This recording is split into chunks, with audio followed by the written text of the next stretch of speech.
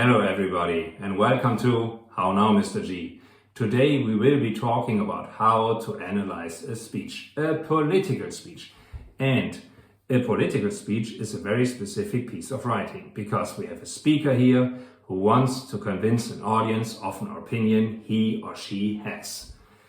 The purpose of a political speech seems to be persuasion rather than information. So the question here at hand is, how does the speaker try to get messages, motives, or intentions across? How can the speaker bring ideas home to the audience?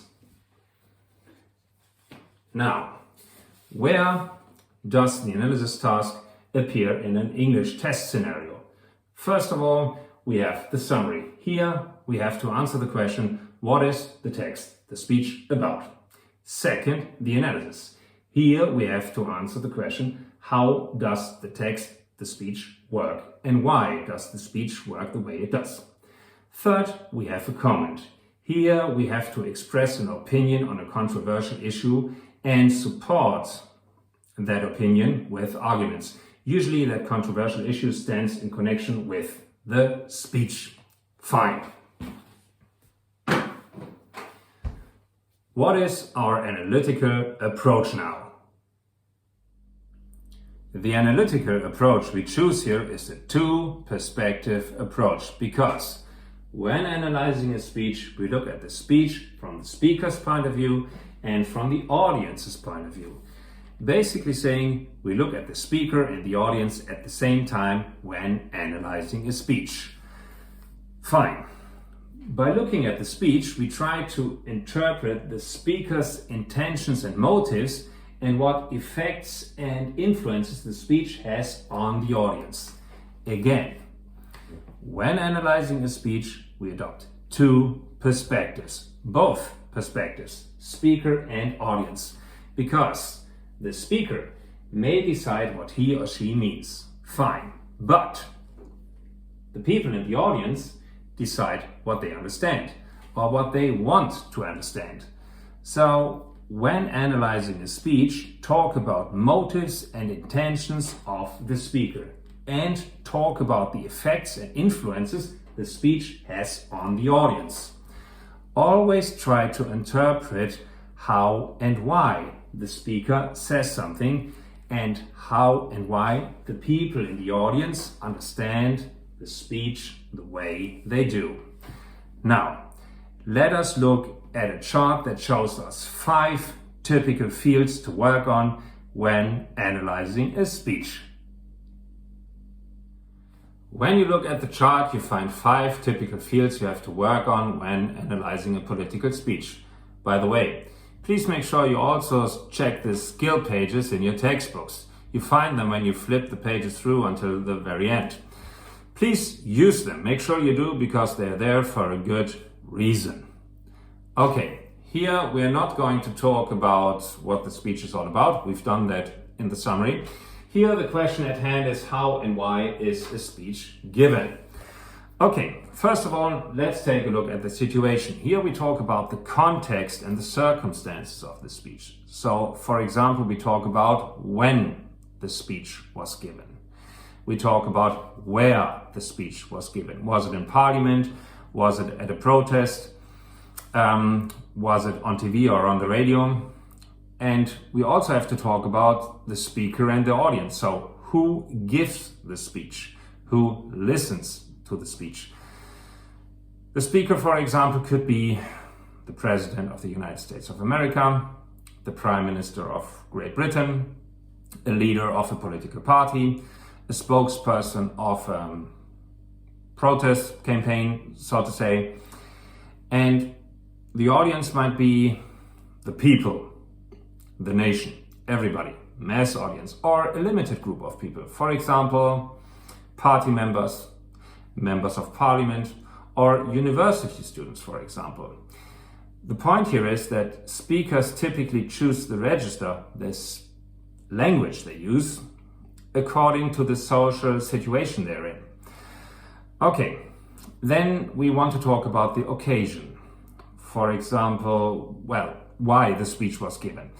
Was it, for example, a a campaign speech in an election? Was it at a protest, at a demonstration? Is it a political debate? Or is it, let's say, a victory speech, for example? Second, we want to talk about the impression that we've got. Here, the tone is important. Is the speech serious? Is it solemn? Is it aggressive? Is it euphoric, enthusiastic, optimistic, or hopeful? Then we want to talk about the message, the main idea.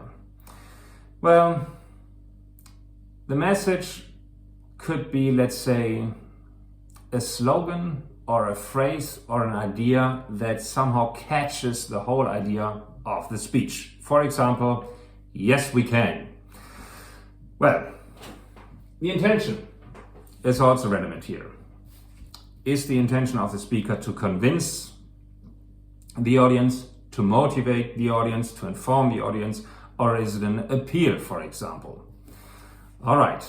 Third, here we want to take a look at the argumentation, the topics, the ideas, the issues, the problems, the questions discussed. And of course, the structure of all these arguments here. So how the ideas, the topics, the issues, the problems, the questions interact. Is it a one-sided argumentation, or is it an argumentation that discusses multiple perspectives, for example?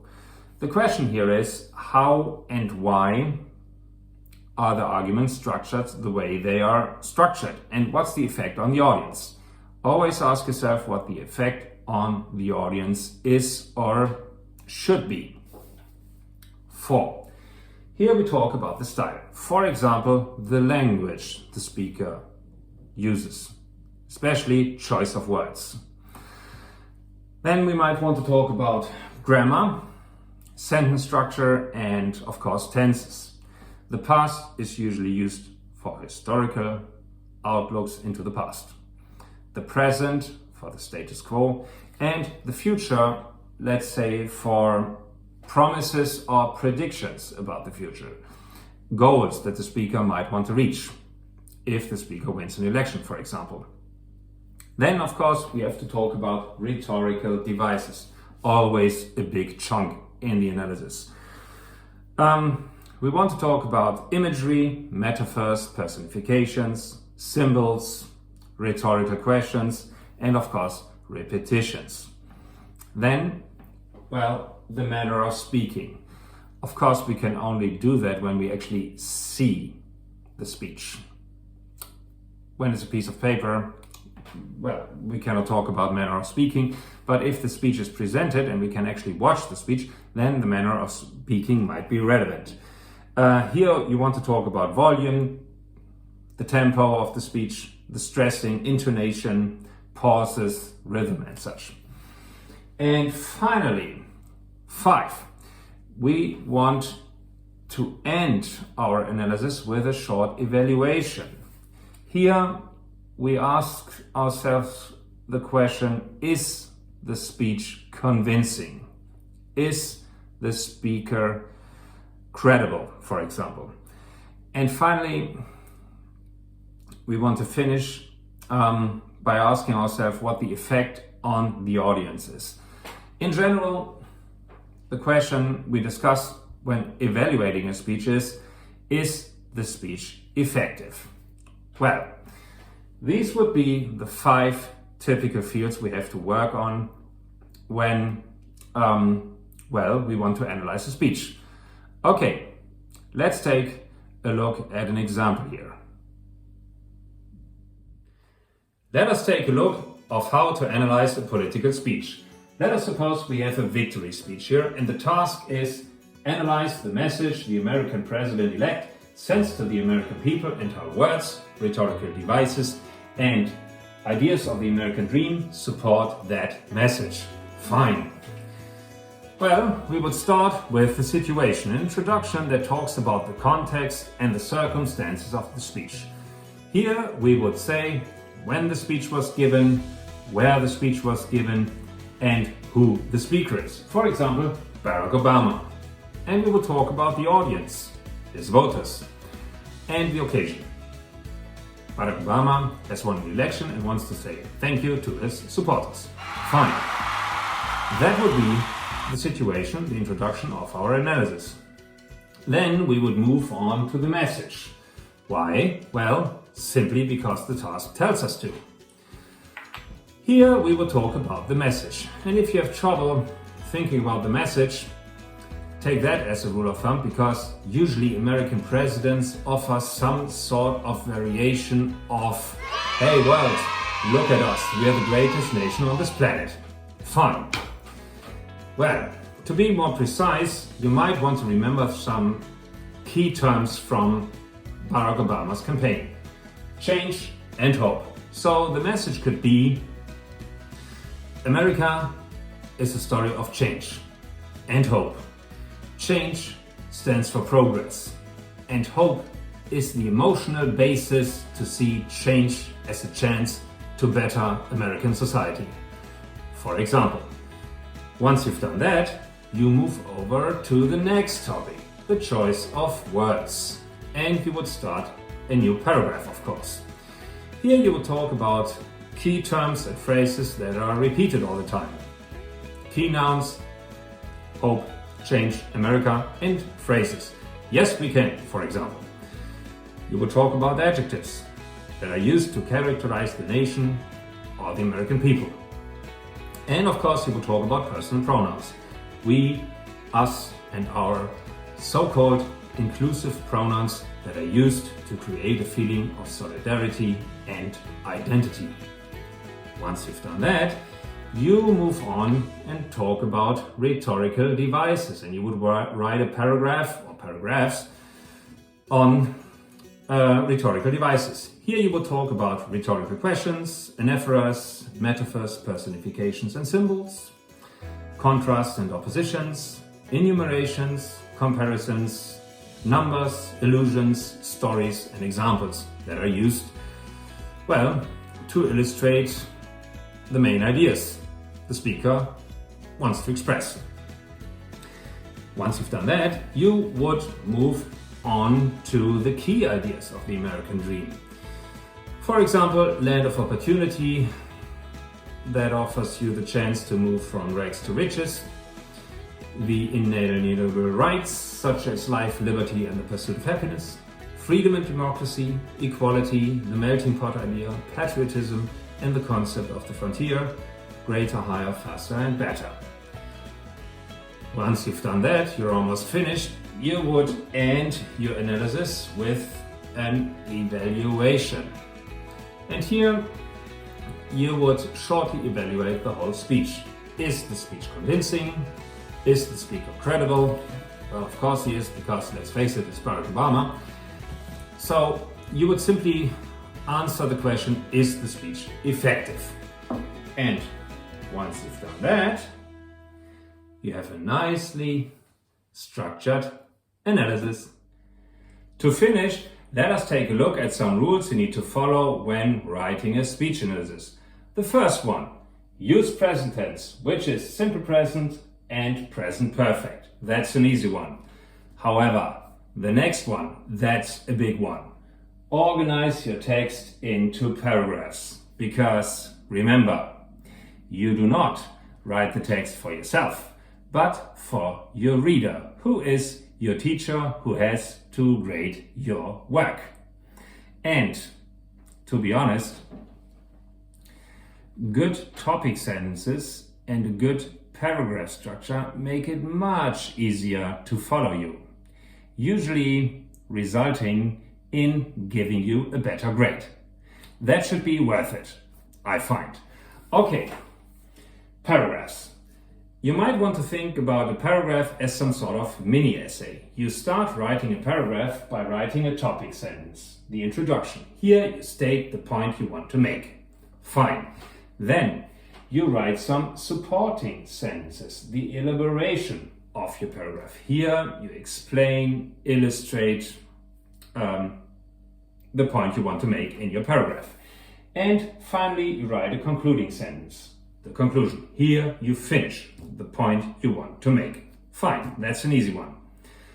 Well, let us talk about topic sentences for a moment. Should you write a paragraph dealing with a message in a speech, the word message should appear in your topic sentence. Then, if you write a paragraph about the choice of words, the term choice of words should appear in your topic sentence.